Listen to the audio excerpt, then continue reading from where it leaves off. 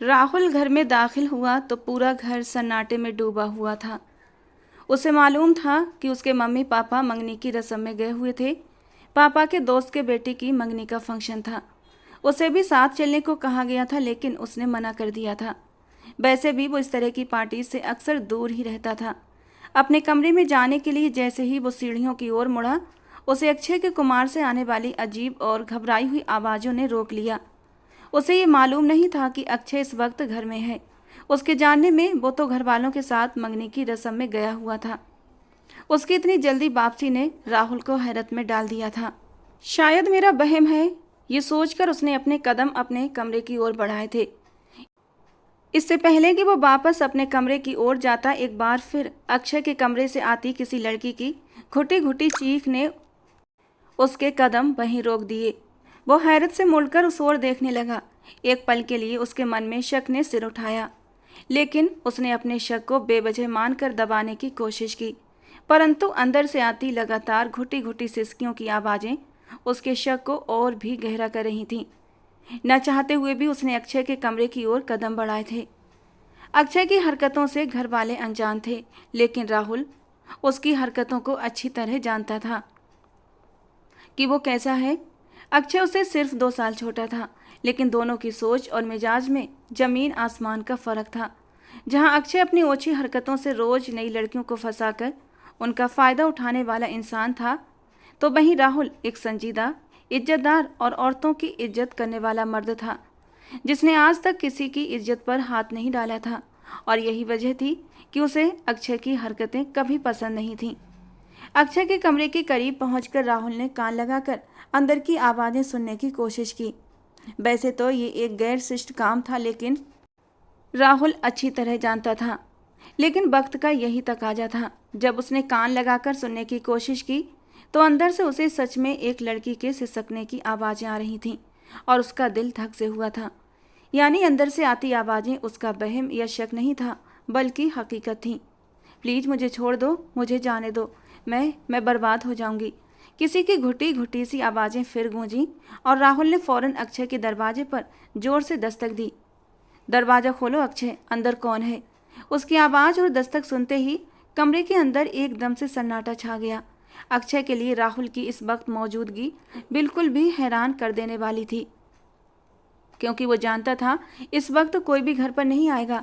उनके पोर्शन में इस समय पूरी तरह खामोशी होती थी, खासकर जब जब मम्मी पापा घर पर नहीं होते। बड़ी बहनें शादीशुदा थीं और अपने अपने घरों में व्यस्त थीं। राहुल का भी उसे आइडिया नहीं था कि वो इस वक्त घर पर आ सकता है, और अब राहुल ने आकर उसके पूरे खेल को बिगाड़ दिया था।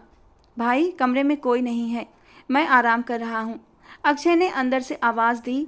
उसी पर लड़की ने उसके भारी शरीर को धक्का देकर खुद से दूर कर दिया।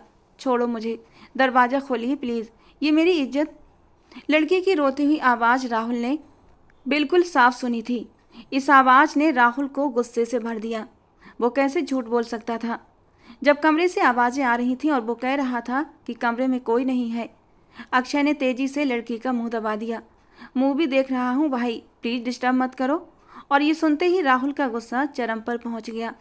वो वैसे भी तेज मिजाज था, लेकिन अब तक वो नरमी से उसे समझाने की कोशिश कर रहा था, पर अब अक्षय की हरकतें किसी नरमी के काबिल नहीं थीं। उसने जोरदार लात मारते हुए दरवाजे पर धमाका किया। 1 मिनट में दरवाज़ा खोलो अक्षय, वरना मैं दरवाज़ा तोड़ दूंगा।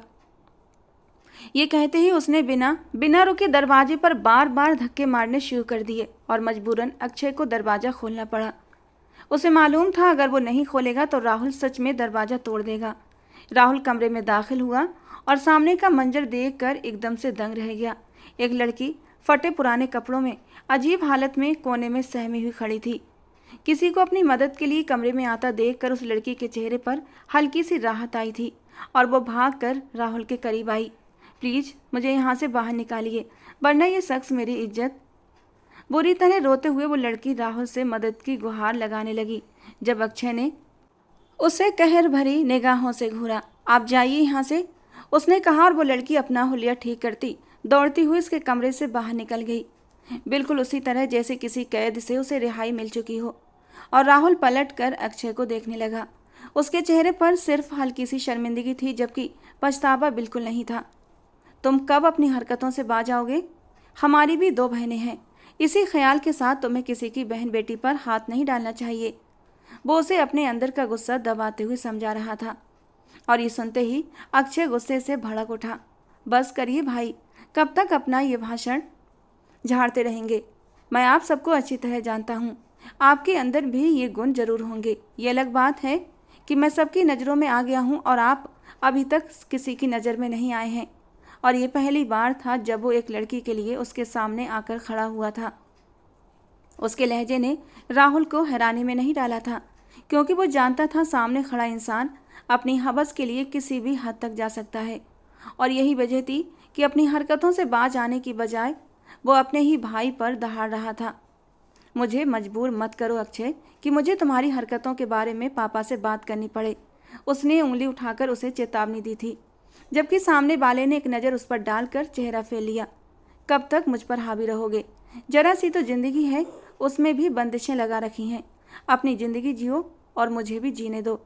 कितनी मुश्किलों से वो लड़की को बहला फुसलाकर अपने बिस्तर तक लाया था, सिर्फ इसी सोच के साथ कि आज वो अपनी खर्च की गई रकम को सूद समेत वसूल करेगा। सबसे बड़ी गलती उन लड़कियों की होती है जो किसी के झांसे में आकर उनके घर चली आती हैं, या फिर उन पर इतना भरोसा कर लेती हैं कि दूसरी बड़ी गलती उस इंसान की होती है जो किसी की इज्जत पर हाथ डाल सकता है, वो भी बेधड़क होकर। मैं जब तक जिंदा हूँ तुम्हें इन हरकतों से रोकूंगा अक्षय, और अगर आगे से तुमने इस तरीके की हरकत की तो मुझसे बुरा कोई नहीं होगा। इस बार राहुल को गुस्सा आया था। मैं मायरा से मोहब्बत करता था और अपनी मोहब्बत का एहसास दिलाने के लिए ही मैं इसे यहाँ तक लेकर आया था। ज़रूरी था क्या कि आप किसी हीरो की तरह एंट्री मारकर उसे मुझसे बदगुमान कर देते? अक्षय ने तुरंत अपना बचाव किया था और राहुल उसकी कमअक्ली पर सिर्फ अफसोस से उसका चेहरा देखता रहा। उसे यह भी मालूम नहीं था कि मोहब्बत और हवस में फ़र्क क्या होता है। आपने उस लड़की को मुझसे दूर कर दिया ना, अब देखिए मैं क्या करता हूँ। अब आप उस दिन का इंतज़ार कीजिए जब मैं ईशा को आपसे बदगुमान करके आपकी पहुँच से दूर कर दूंगा। आपको आपकी मोहब्बत से मिलने नहीं दूंगा। और राहुल के चेहरे का रंग एक पल में ही लाल हो गया। खबरदार, अगर आज के बाद तुमने ईशा का नाम भी अपनी गंदी जबान से लिया, भाभी है वो तुम्हारी। उसका बस नहीं चला कि वो सामने खड़े अक्षय की जबान काट दे। अभी जिसे आपने मेरे कमरे से बाहर निकाला है ना, वो भी होने वाली भाभी ही थी आपकी। लेकिन नहीं, पसंद और मोहब्बत का हक सिर्फ आपको है, दूसरों को नहीं। तो बस अब आप देखिए कि मैं आपके साथ क्या करता हूँ। जहर भरी निगाहों से उसे घूरते हुए वो चेतावनी देकर कमरे से बाहर चला गया, जबकि उसके बिखरे हुए कमरे के बाद वो पलटकर उसकी पीठ को देखता रहा। उसे ईशा पर पूरा यकीन था। ईशा एक धीमे मिजाज की जिम्मेदार लड़की थी जिसने उसके दिल में अपनी मोहब्बत का बीज बो दिया था। और राहुल ऐसा लड़का नहीं था कि वो एक पल में ही अपनी मोहब्बत से पीछे हट जाए। सिर्फ उसका लहजा और उसकी कहर भरी नज़रें देखकर उसे एहसास हुआ था कि क्या हो अगर वो ईशा को सच में उससे बदगुमान कर दे और अपने करीब ले आए, उसकी मोहब्बत उससे छीन ले। फिर क्या करेगा वो? क्या वो ईशा के बिना जिंदा रह सकेगा? उसका दिल एक पल में सिमट गया था। घुटन का एहसास होने लगा। ईशा के बिना जीने का ख्याल ही उसके लिए मौत के बराबर था। उसने गहरा सांस लेते हुए खुद को समझाया था, लेकिन फिर भी उसे भरोसा था कि वो ऐसा कुछ भी नहीं करेगा। जबकि ईशा पर भी उसे पूरा यकीन था कि वो राहुल के अलावा किसी की तरफ आंख उठाकर भी नहीं देखेगी। जबकि ये सब कुछ तो वक्त ही बताता, जिसने उसके साथ ऐसी चाल चलने का इरादा कर लिया था कि उसके बहमो गुमान में भी नहीं था। कभी कभी हमें जिस पर सबसे ज़्यादा विश्वास होता है, मान होता है, वही हमारा विश्वास और हमारा मान तोड़ देता है। यही कुछ राहुल के साथ भी होने वाला था। और उसकी ज़िंदगी में कांटे बिछाने वाला कोई और नहीं बल्कि उसका अपना छोटा भाई अक्षय था। राहुल और ईशा की मोहब्बत से कौन परिचित नहीं था। वो कोई दिलफेंक किस्म का मर्द नहीं था, बल्कि एक संजीदा मिजाज का भरपूर मर्द था जो अपनी शानदार पर्सनालिटी के साथ किसी के भी दिल पर राज कर सकता था। लेकिन जब उसने दिल देने का फैसला किया, ईशा के सीने में उसके दिल के साथ जोड़ दिया। उसके अलावा इस नाजुक दिल को कोई और संभाल भी नहीं सकता था। और ईशा भी हमेशा से ही राहुल की मोहब्बत का दम भरती थी।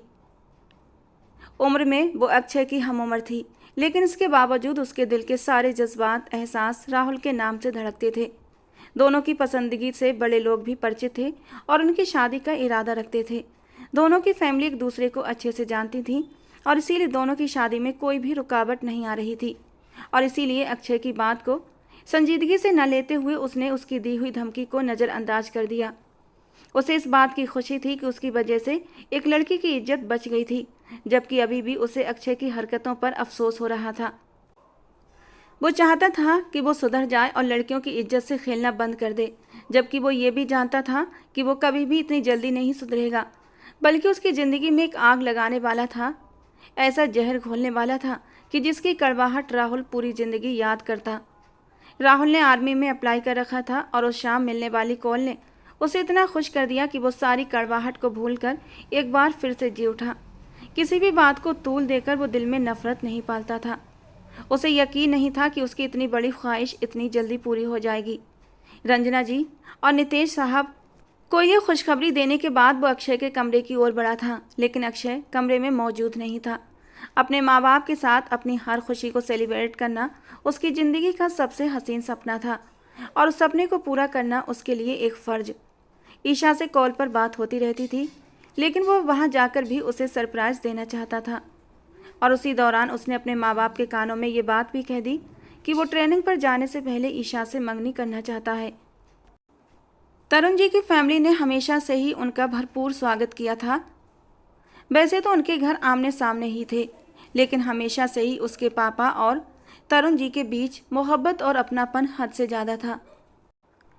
और यही वजह थी कि दोनों तरफ से इज्जत और मोहब्बत के मामले में कभी कोई कमी नहीं आई थी। खुशनुमा माहौल में रात का डिनर हुआ था। अक्षय का अच्छा मूड देखकर वो भी पुरानी बात को भूल गया था। उसे अच्छा नहीं लगता था कि वो अपने भाई के बारे में दिल में कोई गलतफहमी पाले। डिनर के बाद वो सबकी नज़र बचाकर किचन की तरफ उठकर चला गया। वो अच्छी तरह जानता था ईशा इस वक्त किचन में ही होगी और दरवाजे पर पहुंचते ही उसके चेहरे पर एक मुस्कान बिखर गई। वो आसपास से बेखबर बर्तन धोने में बिजी थी। उसका यही जिम्मेदाराना नेचर और नरम अंदाज राहुल को उसके और भी करीब कर देता था। घर में चाहे जितनी भी नौकरानियां हों, लेकिन वो अपना काम खुद ही क्या करती थी। उसे अच्छा लगता था कि घर की जिम्मेदारियों को खुद उठाए। नरमी से उसके पीछे जाते हुए वो उसके करीब खड़ा हो गया। उसकी बेपनाह सफ़ेद गर्दन पर नज़र पड़ते ही वो नरम निगाहों से उसे देखने लगा। शिद्दत से राहुल का दिल चाहा कि उसकी नरम सफ़ेद गर्दन को अपने लबों से छू ले, लेकिन उसने खुद को रोका। वो उसके साथ पहले एक रिश्ता जोड़ना चाहता था, उसके बाद ही पूरे हक से उसे छूना चाहता था। बालों की लटें नरमी से उसके चेहरे को छू रही थीं, जिन्हें वो बार बार हाथ से पीछे कर रही थी। और फिर अपने पीछे किसी की मौजूदगी का एहसास करते ही ईशा एकदम अचानक पलटी और सीधा उसके सीने से जा लगी, जबकि सामने वाले ने एक कदम और आगे बढ़कर उसे खुद से बेहद करीब कर लिया था। नरम नाजुक एहसास अपनी बाहों में महसूस होते ही राहुल का दिल एक नए अंदाज में धड़क उठा। उसका मन ही नहीं कर रहा था कि ईशा उसकी बाहों से दूर जाए। वो मदहोश नज़रों से ईशा को देख रहा था और ईशा धड़कते दिल के साथ शर्मीली निगाहें ऊपर उठाए राहुल को देख रही थी। दोनों की सांसें एक दूसरे से घुल मिल रही थीं और वो उसके इतना करीब था कि ईशा को बेख्तियार ही उसे खुद से दूर करना पड़ा। चेहरे पर हया के रंग बिखरे और उसके गाल शर्म से लाल हो उठे। आप यहाँ क्या कर रहे हैं राहुल? उसकी आंखों में मदहोशी की चिंगारी देखकर उसने नरमी से नजरें झुका लीं, जबकि इस वक्त वो उसकी शरारती निगाहों का सामना नहीं कर सकती थी। अपनी जान को देखने आया हूँ और कुछ नहीं, उसने कह दिया और ईशा ने नरमी से पलकें उठाकर उसकी आंखों में देखा। आज तक उन दोनों के बीच कभी भी मोहब्बत का इजहार नहीं हुआ था, लेकिन वो दोनों एक दूसरे से बेपनाह मोहब्बत करते थे। उनकी आंखों से छलकते जज्बात उन्हें किसी भी तरह के इजहार की ज़रूरत ही महसूस नहीं होने देते थे और दोनों दिल से चाहते थे कि वो एक दूसरे के करीब रहें। तरुण अंकल से मंगनी की बात करने आया हूँ। आर्मी से मुझे कॉल आ चुकी है, इसलिए इरादा है कि ईशा शर्मा को ईशा राहुल मेहरा बनाकर ही जाऊँ, उसने बड़े ही प्यार से कह दिया और ईशा के चेहरे पर एक मुस्कान बिखर गई। जहाँ उसके जाने की बात सुनकर उसे अफसोस हुआ था, वहीं इस खबर ने उसे मुस्कुराने पर मजबूर कर दिया था। उसे और क्या चाहिए था? राहुल उसका दीवाना था और उसकी बेपनाह मोहब्बतें उसे मिलने जा रही थीं। आप चले जाएंगे तो मैं आपके बिना कैसे रहूँगी राहुल? उसने पहली बार अपना डर राहुल के सामने जाहिर कर दिया और राहुल ने मुस्कुराते हुए अपने होंठ उसके माथे पर टिका दिए। जब मेरी हो जाओगी तो उसके बाद तुम्हें मेरा ही रहना है। फ़ोन पर बात क्या करूँगा ना मैं अपनी जान से। मैं कौन सा तुम्हारे बिना खुश रहूँगा, लेकिन मजबूरी है, बट आई प्रॉमिस, ट्रेनिंग के फ़ौरन बाद मैं पापा से कहकर शादी करवा लूँगा और फिर हम हमेशा साथ रहेंगे। और ईशा ने भी धीमे से अपना सर उसके कंधे पर टिका दिया था। उस रात बाकी बड़ों के बीच ये फैसला तय पाया गया कि 23 तारीख की शाम इन दोनों की सादगी से मंगनी कर दी जाए, क्योंकि फिर उसके बाद दिवाली भी आ जानी थी और राहुल को ट्रेनिंग पर भी जाना था। घर वालों को दोहरी खुशी नसीब हो चुकी थी, लेकिन अक्षय अजीब से चेहरे के साथ इन दोनों को घूरता रहा, जबकि दोनों को ही समझ नहीं आया कि उसकी काली नज़रों में इनकी खुशियाँ निगलने की कितनी बेचैनी छुपी थी। वो शाम भी बेहद खूबसूरत थी, जिस शाम ईशा को राहुल मेहरा की दुल्हन बनाकर सजाया गया और वाइट रंग के शरारे में वो इतनी हसीन लग रही थी कि चांद भी उसे देखकर शर्मा जाए। पार्लर से तैयार होकर जब वो घर आई, उसकी माँ सरला जी ने उसकी नज़र उतार दी। कॉम्बाइंड फंक्शन राहुल के घर पर ही रखा गया था, क्योंकि वैसे भी दोनों घरों में सिर्फ कुछ ही कदमों की दूरी थी। उसे राहुल के सामने लाकर बैठाया गया तो वो कितनी ही देर तक बेयकीनी से उसे देखता रहा। कुछ देर पहले ही उन दोनों की मंगनी हुई थी और दोनों की खुशी उनकी आंखों से जाहिर हो रही थी। मोहब्बत ऐसी ही होती है, जब मोहब्बत मिल जाती है तो अपनी खुशकिस्मती पर रश्क आता है, और उस वक्त राहुल को भी अपनी खुशकिस्मती पर यकीन नहीं आ रहा था। सिर्फ उसे ही नहीं, ईशा भी बेयकीनी से उसे देख रही थी। जब राहुल ने नरमी से उसके हाथों पर अपना हाथ रखा, तभी अक्षय उनकी ओर बढ़ा और झुकते हुए गिफ्ट बॉक्स ईशा के हाथ पर रख दिया। मंगनी मुबारक हो भाभी जान। उसने राहुल की तरफ देखते हुए जान पर खास जोर दिया तो राहुल उसका चेहरा देखता रह गया। अजीब सी शैतानियत फैली थी उसकी इस हरकत में, और जब तक वो पलटा नहीं राहुल उसे ही देखता रहा। और ईशा राहुल को अक्षय का गिफ्ट उसे खासा पसंद आया था, इसलिए उसने उसे अपने करीब ही रख लिया। अक्षय और उसके बीच अच्छी अंडरस्टैंडिंग थी, उतनी ही जितनी कि बाकी हमउम्र दोस्तों में होती है, लेकिन वो दोनों ज़्यादा फ्री नहीं थे। राहुल का दिल चाहा कि ईशा को अक्षय के साथ ज़्यादा फ्रैंक होने से मना कर दे, लेकिन वो अभी से इस नए रिश्ते की शुरुआत गंदी सोच के साथ नहीं करना चाहता था और इसीलिए चुप रह गया। और उस वक्त समय का भी यही तकाजा था कि वो खामोश रहता। वो अपने कमरे में खड़ी सारी ज्वेलरी उतारते हुए खुद को आईने में देख रही थी। हल्के फुल्के मेकअप के साथ उसकी सजावट इस कदर प्यारी थी कि राहुल की नज़रें उस पर से हटने का नाम नहीं ले रही थीं। तभी खिड़की से राहुल कूदकर अंदर दाखिल हुआ और वो हैरानी से पलटकर उसे देखती रही। जब वो धीरे धीरे कदम उठाता उसके करीब आ गया।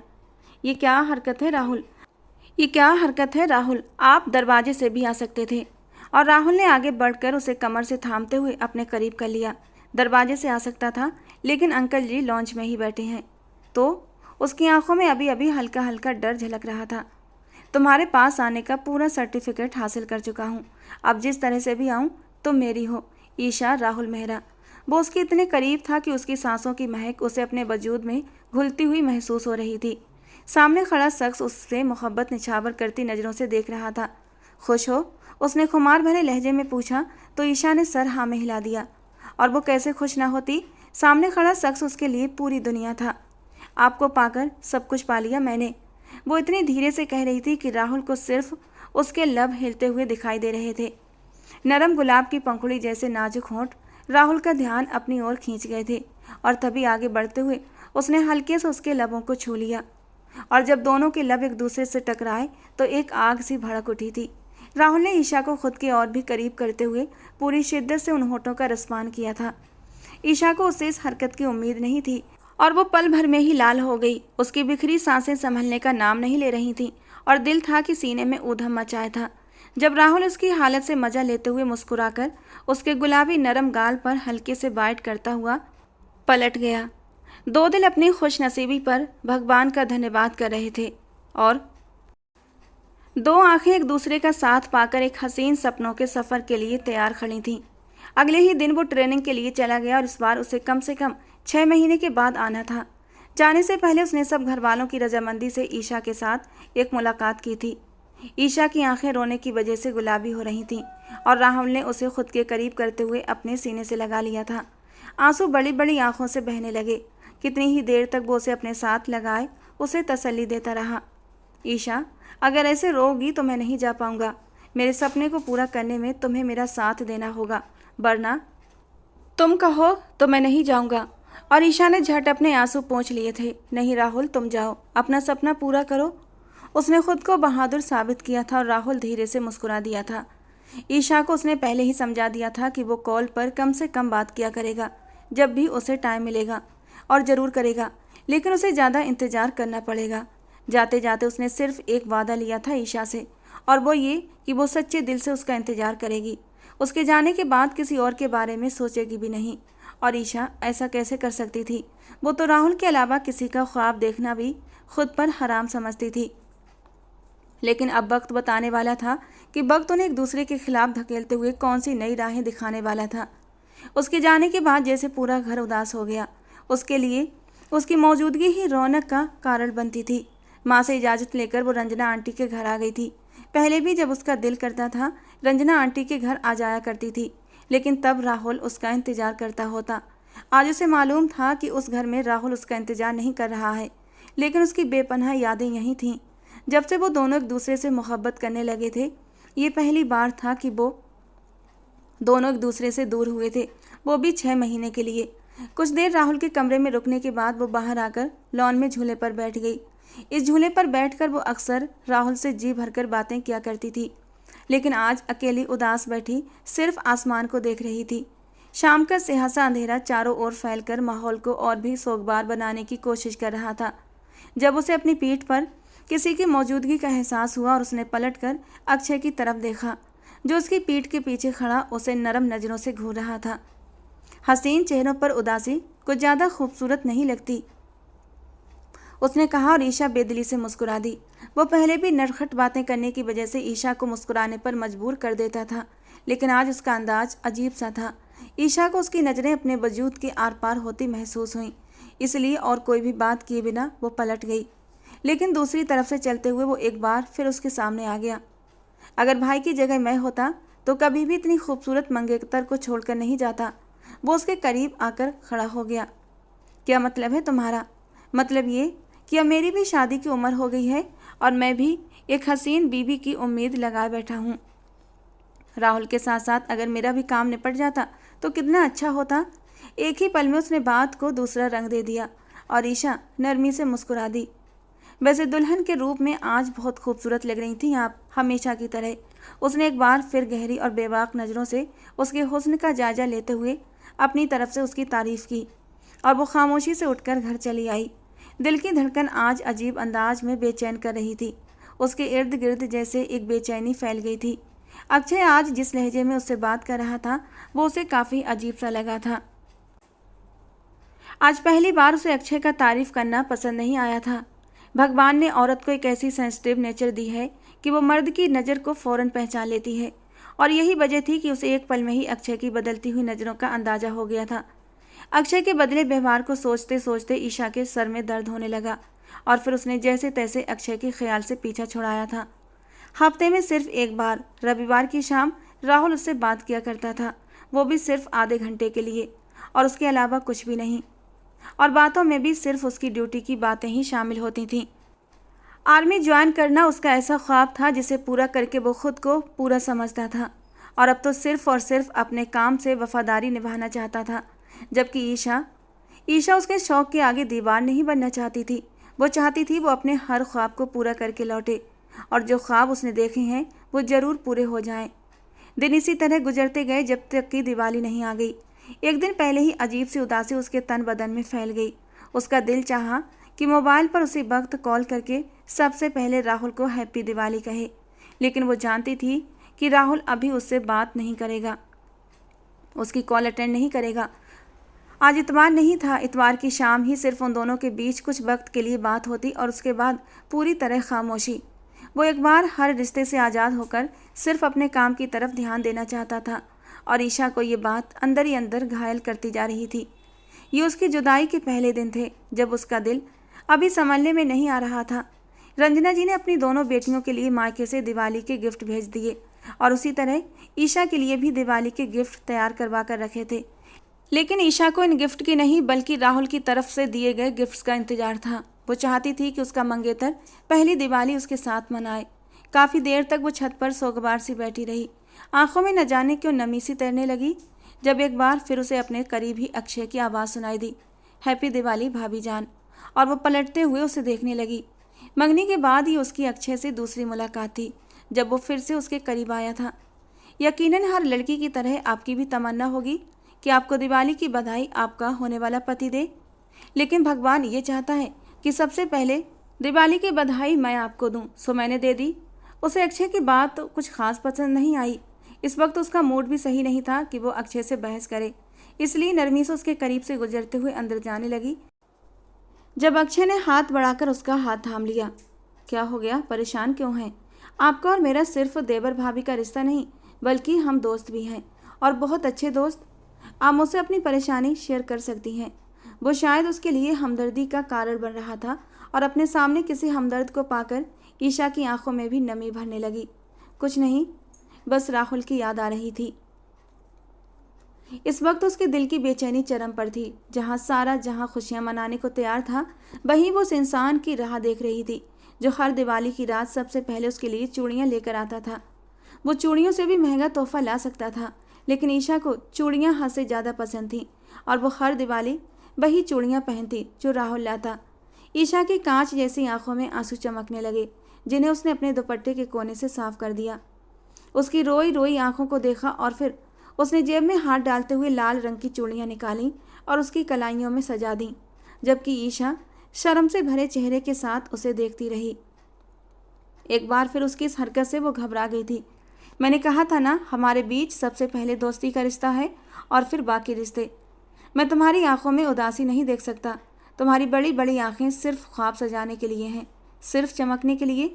इनमें आंसू अच्छे नहीं लगते। नीचे चलो, मेरे पास तुम्हारे लिए सरप्राइज है। उसे मजबूरी में उसके साथ नीचे जाना पड़ा। वो चाहती थी कि मना कर दे, उसकी लाई हुई चूड़ियां भी उतार कर उसे वापस कर दे, लेकिन अक्षय इतनी नरमी और प्यार से दे रहा था कि उसे लेना ही पड़ा। अक्षय उसे लिए सीधा अपने कमरे में आया था। ईशा काफ़ी झिझक रही थी। उससे हाथ छुड़ाते हुए कमरे की देहरी पर ही रुक गई। मैं बाद में आती हूँ, शायद मम्मी मुझे ढूंढ रही हैं। अरे ऐसे कैसे वापस जा सकती हूँ, अंदर तो आओ। और न चाहते हुए भी वो भारी कदमों से अंदर चली आई, और फिर अक्षय ने एक पैकेट उसकी ओर बढ़ा दिया जिसमें ईशा के लिए बेहद खूबसूरत गिफ्ट था। उसके लिए लाया गया गिफ्ट इतना खूबसूरत था कि वो काफ़ी देर तक उसे देखती रही। ब्लैक कलर की शानदार साड़ी जो इतनी हसीन लग रही थी कि ईशा उसे दिल खोल कर देर तक निहारती रही। ये इतनी खूबसूरत साड़ी तुम लाए हो? जैसे ईशा को तो यकीन ही नहीं आ रहा था कि अक्षय की पसंद इतनी बेहतरीन भी हो सकती है। राहुल ने आज तक उसे कई गिफ्ट दिए थे, लेकिन ऐसा गिफ्ट कभी नहीं दिया था। वो तो वही चीज़ें लाकर देता जो ईशा मांगती, लेकिन उस वक्त सामने रखी उस खूबसूरत साड़ी को देखकर वो दंग रह गई। ये सब कुछ तुम्हारे लिए है, ये चूड़ियाँ, ये जूते, ये ड्रेस और ये गजरे भी, सब कुछ। और वो हैरानी से एक एक चीज़ को उठाकर देखती रही। सब कुछ उसे इतना पसंद आया कि भावनाओं से भरकर उसने गजरे की खुशबू को अपने दिल में उतारते हुए उन पर अपने होंठ रख दिए। गजरे की वो हमेशा से ही दीवानी रही थी। उसका मन करता था कि हर शाम राहुल उसके लिए गजरे लाए और वो उन्हें अपने बालों में सजाकर उनकी खुशबू को अपने भीतर महसूस करे। जो भी था, लेकिन अक्षय ने उसकी शाम को इतना खूबसूरत बना डाला कि उसे अंदाज़ा भी नहीं था। और इस सब के बाद एक आइसक्रीम तो बनती थी, इसीलिए वो जिद करते हुए उसे आइसक्रीम खिलाने भी ले गया। घर वाले भी इस बात से संतुष्ट थे कि राहुल की गैर हाजिरी में उसने ईशा का ध्यान बटा दिया था। उन्हें और क्या चाहिए था, जबकि अक्षय अंदर ही अंदर अपने मकसद में कामयाब हो रहा था। उस वक्त उसके सामने वो जितने भी रंग अपना सकता था अपना रहा था, और ईशा न चाहते हुए भी उसकी ओर खींची चली जा रही थी। दिवाली का दिन भी उसने ऐसे ही बिताया। हालांकि उसने दिवाली के लिए राहुल की पसंद से अपना ड्रेस बनवाया था, लेकिन अक्षय ने जिद करके उसे वही साड़ी पहनने को कहा, और फिर उसने उसकी कई तस्वीरें और वीडियो भी बना डाली जिनमें ईशा बेहद हसीन लग रही थी। अगली शाम राहुल की कॉल आई तो वो बेताबी से उससे बात करने चली गई। दिवाली की शुभकामनाएं देने के बाद राहुल ने बस यही पूछा, दिवाली के लिए जो मम्मी ने तुम्हारे लिए लिया था वो मिल गया? और जो ईशा ये सोच रही थी कि राहुल खुद उसके लिए कुछ प्लान करेगा, उसका सारा भरम टूट गया जब राहुल ने कह दिया कि जब वापस आऊँगा तो अच्छी खासी शॉपिंग करवा दूंगा। हल्की फुल्की नाराज़गी में उसने ये भी बताना गवारा नहीं किया कि अक्षय ने उसे काफ़ी कुछ दिला दिया था, और फिर अक्षय ने भी मना कर दिया था कि भाई एक शक्की मिजाज इंसान है, इसलिए उसके सामने इन बातों का जिक्र न करे। उसका मकसद सिर्फ और सिर्फ उसका दिल बहलाना है, ताकि उसे भाई की कमी महसूस ना हो। और वो बस उसका चेहरा देखती रही। वो जितना मासूम लगता था अंदर से भी उतना ही मासूम था, यानी अपनी भाभी को शॉपिंग कराते हुए भी उसे बस अपने भाई की बदगुमानी से डर लग रहा था। उसे अक्षय उस वक्त काफ़ी अच्छा इंसान लगा और उसकी इसी अच्छाई के तहत वो धीरे धीरे उसकी ओर खींचती चली जा रही थी। उस वक्त उसके दिल में सिर्फ और सिर्फ राहुल की ही मोहब्बत थी। राहुल उसकी पहली मोहब्बत और उसका होने वाला पति था, लेकिन उसकी जगह कोई और नहीं ले सकता था।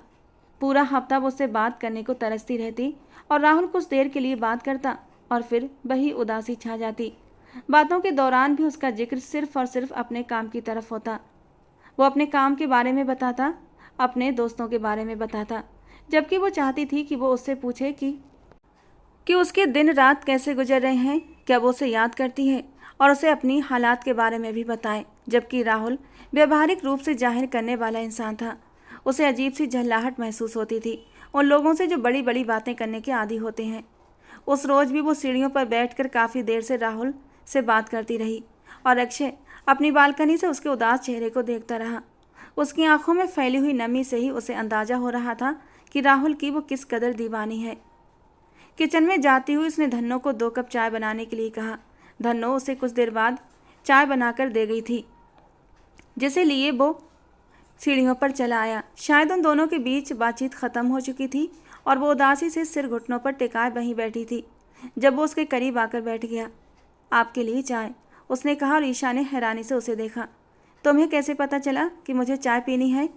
मुझे किसी ने बताया था कि जब खूबसूरत आंखों वाली लड़की की आंखों में उदासी छा जाए तो ये उदासी और थकान चाय ही दूर कर सकती है। न चाहते हुए भी वो एक बार फिर उन दोनों भाइयों का मुकाबला करने लगी। वो शख्स राहुल से किस कदर अलग था। यकीनन उसकी बीवी काफ़ी लकी साबित होने वाली थी और उस रोज़ उसने कह भी दिया, अक्षय तुम्हारी बीवी बहुत लकी होगी जिसे तुम मिलोगे। बहुत अच्छी बात कही आपने, बिल्कुल ऐसा ही है। मेरी बीवी दुनिया की सबसे लकी गर्ल होगी जो मुझसे वक्त की तलबगार नहीं होगी, जिसे मैं वक्त भीख समझकर नहीं दूंगा। और उसके दिल में एक अजीब सी बेचैनी फैल गई। भीख समझकर क्या मतलब?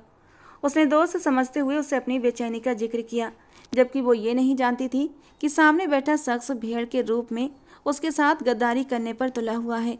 वो धीरे धीरे उसकी जड़ें काटते हुए उसकी रगों में वो जहर उंडेल रहा था जो उसे अपने मंगेतर से पूरी तरह बदगुमान कर देगा। और पति पत्नी के रिश्ते में दूरियां और बदगुमानी पैदा करने वाला इंसान कभी भी एक बेहतरीन इंसान नहीं हो सकता। भीख समझकर वक्त कैसे दिया जाता है ये तुमसे बेहतर कौन जान सकता है। मैं जानता हूँ कि भाई का दिया गया वक्त सिर्फ एक भीख है।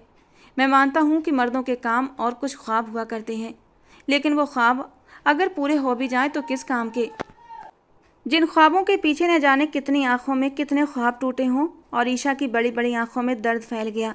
उसने अपनी पलकें उठाकर अक्षय की ओर देखा था। पता नहीं क्यों ईशा का दिल ये मानने को तैयार नहीं था कि अक्षय सही कह रहा था। क्या वो मुझसे मोहब्बत नहीं करते? इस बार उसकी आंखों की नमी फैल कर उसके गालों पर बह निकली। मोहब्बत के बारे में कुछ भी कहना बेमतलब है, तुम्हें बुरा लगेगा, लेकिन जो शख्स तुम्हारा ख्याल नहीं रख सकता वो तुमसे मोहब्बत करे या ना करे कोई फ़र्क नहीं पड़ता। वो खामोशी से कुछ देर उसे देखती रही और फिर पलट कर वापस चली गई और वो काफ़ी देर तक उसकी पीठ को घूरता रहा। अक्षय ने उसके दिल में बदगुमानी का ऐसा बीज बो दिया था जो अब तक एक कड़वा पेड़ बनकर उसके भाई की ज़िंदगी से हमेशा के लिए ईशा को छीन लेता। कमरे में आने के बाद भी वो काफ़ी उदास रही। अक्षय की बातों पर न चाहते हुए भी उसे यकीन आ रहा था। 5 महीने गुजर चुके थे और इन 5 महीनों में वो शख्स उसे कभी भी पूरा वक्त नहीं दे पाया, कभी भी उससे बात करके उसकी उदासी दूर नहीं कर पाया। जबकि एक ये शख्स था जिसके साथ उसका कोई रिश्ता नहीं था, लेकिन फिर भी उसकी छोटी छोटी खुशियों का ख्याल रखता। एक बार फिर वो इन दोनों का मुकाबला कर रही थी। शायद मैं कुछ ज़्यादा ही सोच रही हूँ। जब वो वापस आ जाएंगे तो फिर सारा वक्त मेरा ही होगा और फिर गिन गिन कर बदले लूँगी उनसे। खुद को तसल्ली देते हुए उसने अपने दिमाग को बटाने की कोशिश की। उसका दिल सिर्फ और सिर्फ राहुल के नाम पर धड़कता था और वो नहीं चाहती थी कि किसी दूसरे शख्स का नाम उसकी धड़कन पर लिखा जाए। कुछ दिनों के लिए उसने रंजना आंटी के घर जाना और अक्षय से मिलना बिल्कुल छोड़ दिया। उसे लगने लगा था जैसे अक्षय के करीब जाने पर वो राहुल से दूर होती जा रही है और वो राहुल से दूर होना नहीं चाहती थी। और अक्षय भी उससे मिलने के लिए उसके घर नहीं आता था और ना ही उन दोनों का फ़ोन पर कोई संपर्क था। उस दिन काफ़ी दिनों के बाद वो उसके घर आया और सीधा उसके कमरे में ही चला आया। कमरे के दरवाजे पर दस्तक देते हुए उसने अंदर झांक कर देखा। तुम अभी तक तैयार नहीं हुई? नहीं जाना क्या? और ईशा उसे देखती रही। कहाँ जाना है? उसे समझ नहीं आया कि वो किस बारे में बात कर रहा है। तुम्हें नहीं पता कि भाई का पासिंग आउट है? उसकी बात सुनकर वो बस खामोश रह गई। उसे क्या बताती कि राहुल ने उसे इस बारे में कुछ भी नहीं बताया। मम्मी और पापा जा रहे थे तो सोचा तुम भी तैयार होगी, आखिर भाई का इतना स्पेशल डे है। और ईशा के चेहरे पर फैली हुई बेचैनी से ही उसे अंदाजा हो गया कि वो इस बारे में कुछ भी नहीं जानती। शायद भाई ने तुम्हें नहीं बताया, राइट? उसने जल्दी पर तेल का काम किया और ईशा ने हाँ में सर हिला दिया। तुम्हें परेशान होने की ज़रूरत नहीं, मैं तुम्हें लेकर जाऊंगा। तुम किसी को भी कुछ मत बताना। मम्मी और पापा चले जाएं तो उसके बाद मैं तुम्हें अपने साथ लेकर जाऊंगा। उसका दिल चाहा कि वो इनकार कर दे, लेकिन एक बार फिर अपने रिश्ते को अहमियत देते हुए उसने सोचा कि वो जाकर राहुल को सरप्राइज़ दे और देखे कि उसका रिएक्शन क्या होता है। एक बार फिर उसकी बातों में आकर वो ये भूल गई थी कि वो जिस शख्स के साथ जा रही थी उसके साथ जाना उसके रिश्ते और उसके पति पर क्या असर डाल सकता है। उसकी माँ ने इजाज़त देते हुए उसे मना भी किया था कि वो ना जाए, लेकिन उसने उन्हें ये कहकर कायल कर दिया कि वो सिर्फ और सिर्फ राहुल को सरप्राइज़ देना चाहती है। सॉफ्ट ब्लू कलर की खूबसूरत सी एम्ब्रॉयडरी वाली शर्ट और ट्राउज़र में वो इतनी दिलकश लग रही थी कि अक्षय कितनी ही देर तक उसका चेहरा देखता रहा। वो बहुत खूबसूरत, बहुत आकर्षक और मासूम लड़की थी, जिसकी बड़ी बड़ी आंखों में सिर्फ और सिर्फ मासूमियत भरी हुई थी। अगर उसे राहुल से कोई दुश्मनी न होती तो शायद वो इस लड़की के साथ कभी भी ऐसा न करता, कभी भी उसके जज्बातों को जख्मी न करता। लेकिन इस वक्त तो बात सिर्फ और सिर्फ बदले की थी, और वो जो कुछ कर रहा था सिर्फ एक बदले के लिए। रास्ते में उसने उसे अपनी पसंद की काफ़ी चीज़ें दिलवाईं और आखिरकार वो तय हुई जगह पर पहुंच गए। राहुल उसे अपने सामने देखकर एकदम हैरान और परेशान खड़ा था। तुम यहाँ क्यों आई हो ईशा? उसके चेहरे पर वैसी खुशी नहीं थी जैसी ईशा सोच रही थी। उसने तो सोचा था कि वो उसे देखकर खुशी से झूम उठेगा और वो उस वक्त उससे शिकवा करेगी कि उसने पासिंग आउट के बारे में ईशा को क्यों नहीं बताया। मैं नहीं चाहता था कि तुम यहाँ आओ ईशा। तुम किसके साथ आई हो? अक्षय के साथ। उसी ने मुझे आपके पासिंग आउट के बारे में बताया था। आपने मुझे क्यों नहीं बताया राहुल? वो उसकी ओर देखते हुए शिकवा कर रही थी और उसकी सारी बातें अक्षय के नाम पर ही अटकी हुई थीं। सारी बातें बाद में होंगी। तुम सिर्फ और सिर्फ पापा के साथ वापस जाओगी और आज के बाद मेरी इजाज़त के बिना किसी के साथ कहीं भी नहीं जाओगी। उसने पलटते हुए अक्षय के चेहरे को देखा और अक्षय ने चेहरे पर एक अजीब सा भाव सजा लिया था। उसे अक्षय के लिए दुख हुआ था। वो उसकी भलाई के लिए उन दोनों की मुलाकात करवा रहा था। इतने ख़ास दिन पर उसे अपने साथ लेकर यहाँ तक आया था और उसका सगा भाई उस पर पाबंदियाँ लगाते हुए एक दकियानूसी मर्द का किरदार निभा रहा था। ईशा के दिल में बेचैनी सी फैल गई और पहली बार उसे अपनी पसंद पर अफसोस हुआ। आप ऐसे तो नहीं थे राहुल, मैंने आपके बारे में कुछ और सोचा था, लेकिन आप तो कुछ और निकले। तुम सिर्फ और सिर्फ पापा के साथ घर वापस जाओ, दैट्स इट। उसने ना ही उसकी तरफ से कोई शिकवा सुना और ना ही उसे कोई मौका दिया। उस दिन वो वापस लौट गई, लेकिन पूरा रास्ता वो घुट घुट कर रोती रही। उसे राहुल से ये उम्मीद तो नहीं थी कि वो शख्स उसके साथ ऐसा सलूक करेगा। वो उसकी मोहब्बत थी, उसकी पत्नी, और उसे वहाँ लाने वाला उसका छोटा भाई था। वो शाम घर पहुँचने के बाद उसने अक्षय को कॉल करके माफ़ी मांग ली। मुझे राहुल की तरफ से इस सब की उम्मीद नहीं थी अक्षय, आई एम सॉरी। मेरी वजह से तुम्हें भी बातें सुननी पड़ी। और अक्षय ने उसकी बात सुनकर एकदम चुप्पी साध ली। आपको उम्मीद नहीं थी, लेकिन मुझे उम्मीद थी। कुछ मोहब्बतें एक तरफा होती हैं और आप बस अपनी तरफ से एक तरफा मोहब्बत निभा रही हैं। बस कॉल कर चुकी थी और वो काफ़ी देर मोबाइल हाथ में लिए बैठी रही। एक तरफ अक्षय था, उसका हद से ज़्यादा ख्याल रखने वाला शख्स जो उसकी छोटी छोटी खुशियों को भी अहमियत देता था, और दूसरी तरफ उसका पति था, उसकी पहली मोहब्बत, जो उसके साथ एक दकियानूसी मर्द की तरह सलूक कर रहा था, जो उसे सिर्फ और सिर्फ अपने सामने कैद रखना चाहता था, एक खूबसूरत परिंदे की तरह जिसे सिर्फ सजावट के लिए शोपीस बनाकर रखा जाता है। राहुल भी शायद उन्हीं मर्दों में से था जो बीवियों को सिर्फ घरों तक सीमित कर देते हैं, जिनकी बीवियां सिर्फ उनके नाम पर बैठी रह जाती हैं। मुझे आपसे हरगिज़ ये उम्मीद नहीं थी राहुल।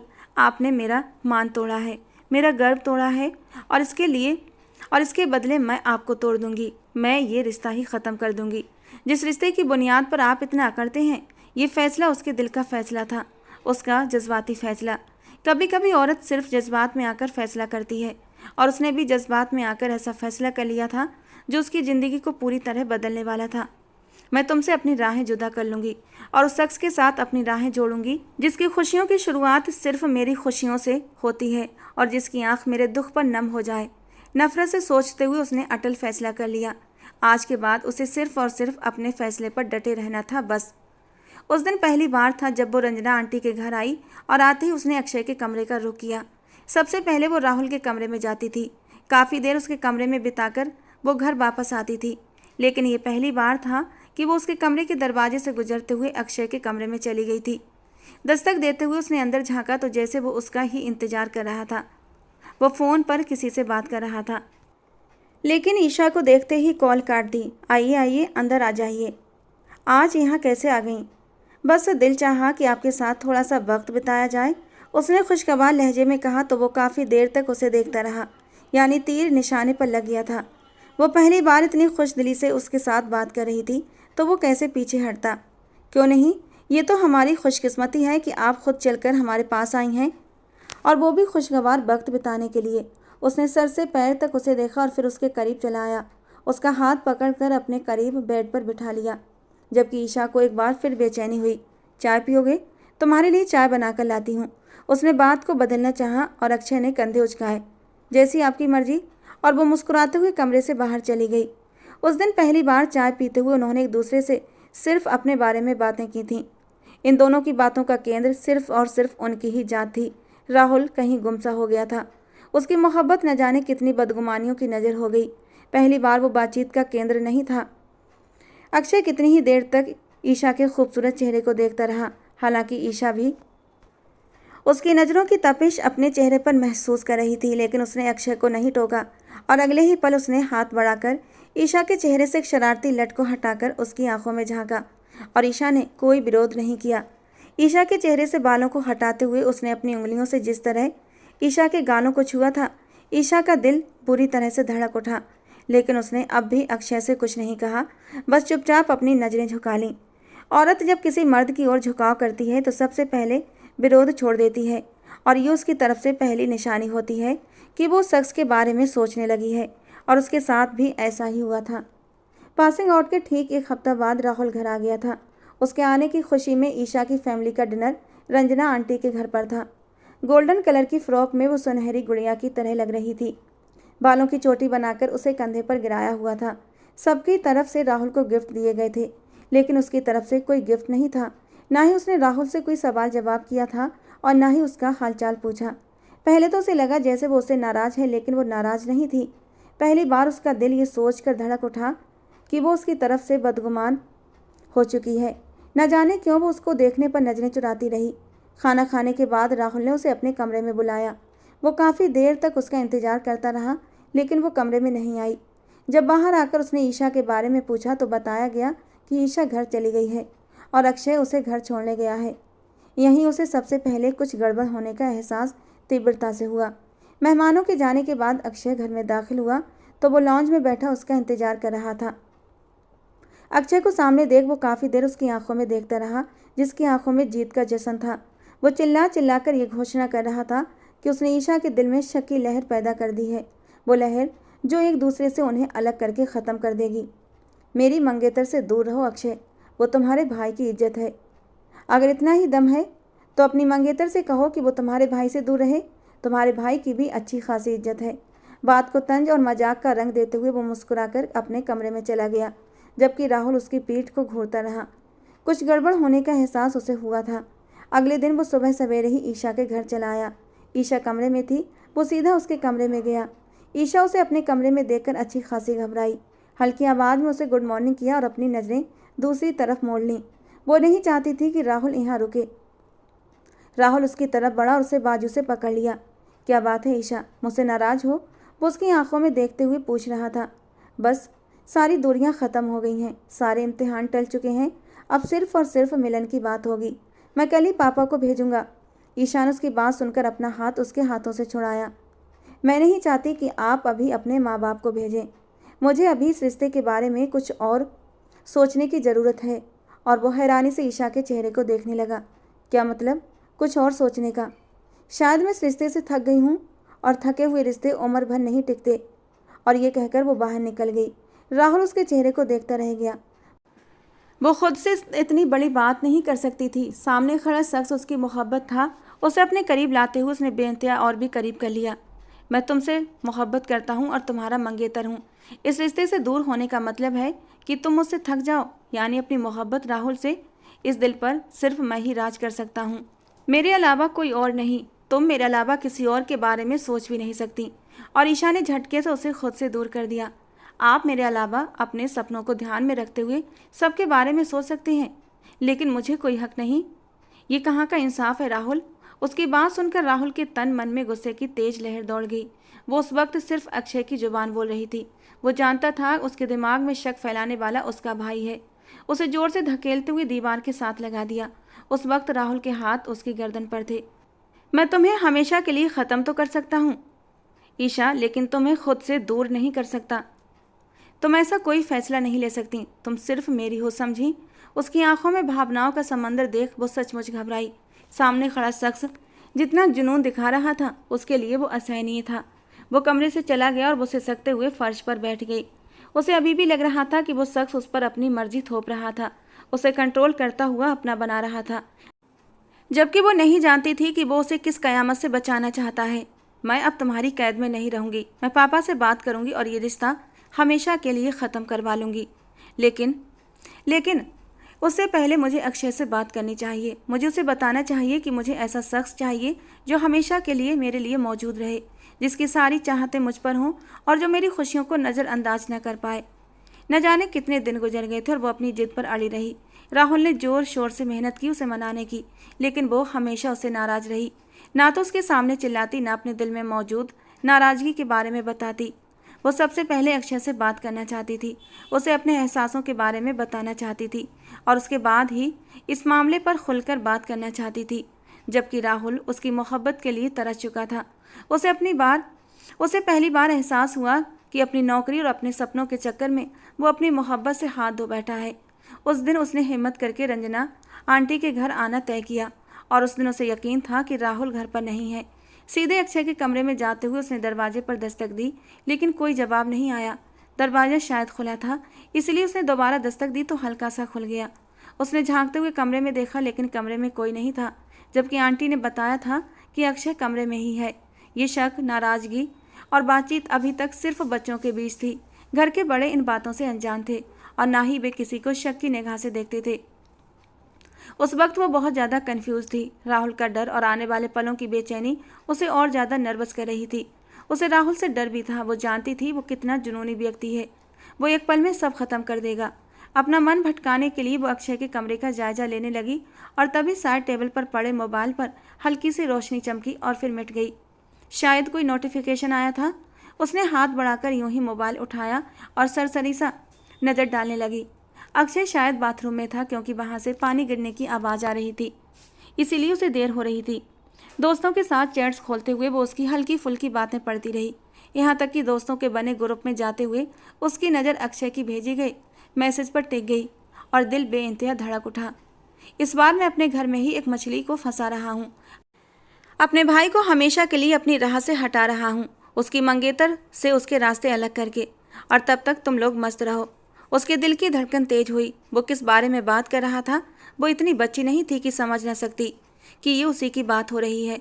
और जैसे जैसे वो चैट्स पढ़ती गई उसे ऐसा लगा जैसे उसका दिमाग पूरी तरह से शून्य हो गया। उसके बारे में की गई बातें जो एक इज्जतदार इंसान पर शूट नहीं करती, और उसकी कुछ तस्वीरें जो वो सामान हालत में लेता था। कितना घटिया इंसान था जो अपने भाई की इज्जत लोगों के सामने गिरा रहा था। उसके हाथ जोर से कांप रहे थे और दिल की धड़कन बहुत तेज हो रही थी। उसकी नज़रें धुंधली होने लगीं।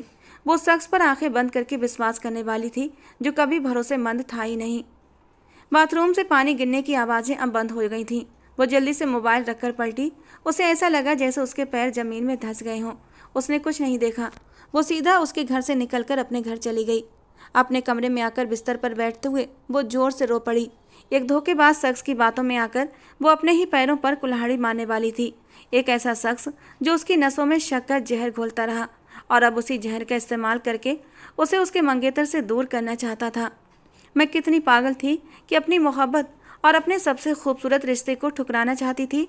बेइंतहाई उसने भगवान का धन्यवाद किया था कि उसने राहुल को अक्षय के बारे में कोई बात नहीं बताई थी और ना ही अक्षय से किसी बात का जिक्र किया था।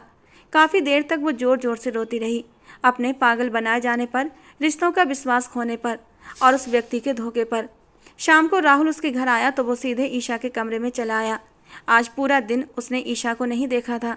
उसकी बेवजह की जिद और गुस्से के बावजूद वो हर दिन उसे देखने आ जाता था।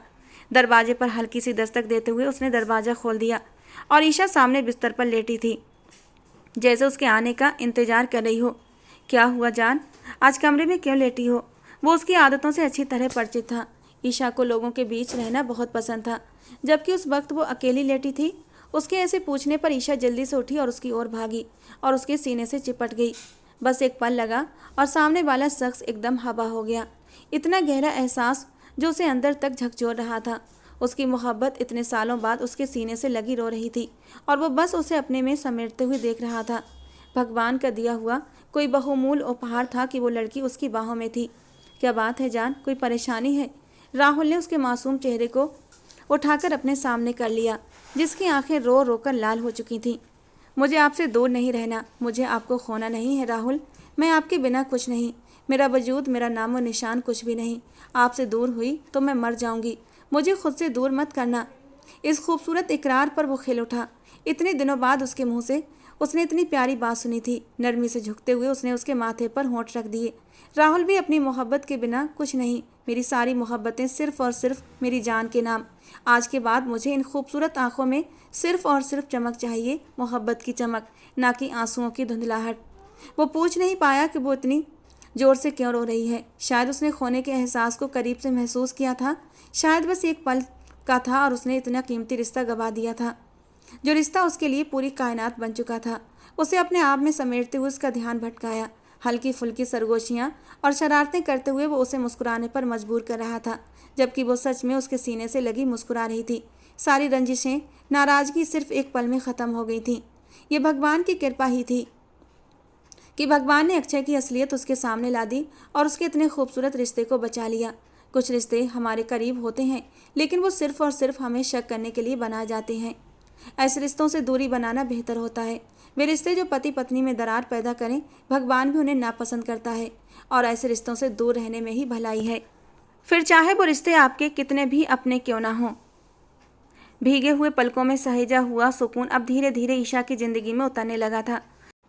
वक्त ने बहुत कुछ सिखाया था और अब उस सीख का सबसे खूबसूरत इनाम सामने था, राहुल के साथ उसका नया जीवन। शादी वाले दिन पूरे घर में रौनक थी। हर कोना फूलों की खुशबू और खुशियों की आवाज़ों से महक रहा था। राहुल हल्की सुनहरी शेरवानी में बेहद खूबसूरत लग रहा था और उसकी आंखों में एक ही नाम चमक रहा था, ईशा। ईशा भी लाल जोड़े में किसी परी से कम नहीं लग रही थी। उसके चेहरे पर भी वही सुकून था जो किसी सच्ची मोहब्बत को की पहचान होता है। राहुल मंडप में खड़ा था और जैसे ही ईशा ने उसके सामने आकर बिठाया गया, उसकी आंखें नम हो गईं। आज मैं तुम्हें सिर्फ अपनी पत्नी नहीं, अपनी दुनिया बना रहा हूँ, राहुल ने धीमे से कहा। ईशा की आंखों में एक चमक उभरी और उसने मुस्कुराते हुए उसका हाथ थाम लिया। उधर अक्षय शादी के मंडप से दूर खड़ा सब कुछ देख रहा था। उसे एहसास हो गया था कि उसने सिर्फ एक लड़की का भरोसा ही नहीं तोड़ा, बल्कि अपने भाई के प्यार को भी छलनी करने की कोशिश की। वो सोचने लगा, जिस लड़की की आंखों में कभी मेरे लिए तारीफ़ें होती थीं, आज वही आंखें किसी और के लिए चमक रही हैं। उस पल उसे समझ आया कि विश्वास तो एक शीशे की तरह होता है, एक बार टूट जाए तो जोड़ना मुमकिन नहीं। विवाह की रस्में चल रही थीं। सप्तपदी के हर फेरे के साथ राहुल और ईशा एक दूसरे से वादे कर रहे थे, साथ निभाने के, विश्वास बनाए रखने के और हर परिस्थितियों में एक दूसरे का सहारा बनने के। अक्षय दूर से देखता रहा और उसकी आंखों में पछतावे की आग जलती रही। शादी पूरी होने के बाद अक्षय ने चुपचाप एक कोने में खड़े होकर राहुल को देखा और फिर धीरे से मुस्कुरा दिया, जैसे उसे दिल से दुआ दे रहा हो, और फिर बिना किसी से कुछ कहे वापस मुड़ गया। उसे अब बस एक ही चीज़ चाहिए थी, अपने किए पर सच्चे दिल से पछताना और कभी किसी रिश्ते को न तोड़ने का वादा। राहुल और ईशा भी एक नए सफ़र पर थे, जहाँ भरोसे की नींव थी, मोहब्बत की छाँव थी और हर मोड़ पर एक दूसरे का साथ था। ईशा ने भी सीखा था कि सच्चा प्यार वही है जो डर से नहीं, ज़बरदस्ती से नहीं, सम्मान और समझदारी से बंधा हो, और राहुल हमेशा से ही ऐसा था, ईशा के लिए सच्चा और वफादार। दोस्तों, आज की हमारी कहानी आपको कैसी लगी कमेंट बॉक्स में ज़रूर बताना। पसंद आई हो तो प्लीज़ लाइक करना। रोज़ एक नई और रोमांटिक कहानी के लिए हमारे चैनल को सब्सक्राइब करना। मिलते हैं दोस्तों अगली किसी नई कहानी में।